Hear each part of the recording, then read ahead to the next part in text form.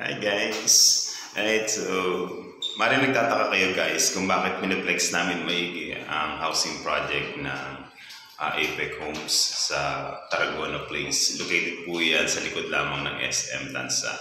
Kasi sa mga susunod po na mga buwan or taon, ang mga project po na susunod na ilalabas namin, we are introducing some project na located sa Naik na.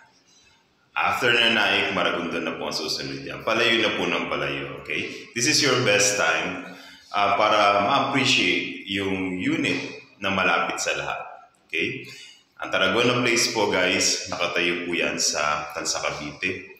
Halos likod lang ng SM. Nandiyan na rin po yung high school, elementary. Nandiyan na rin yung bayan mismo ng Tansa. Kaya very accessible lalo sa mga public transportation. So, hindi kayo mahihirapang bumiyahe. Halos 24 hours po yung biyahe natin.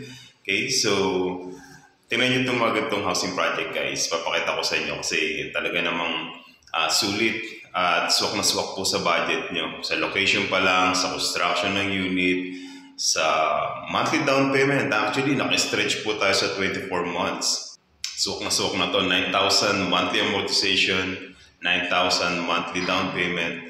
Hindi na po ganun kabigat. At you know what? Meron po tayong promotion ngayon.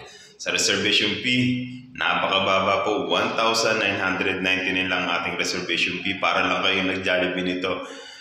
Pero kung makikita niyo yung value, meron na kayong townhouse na matatawag nyo sa inyo.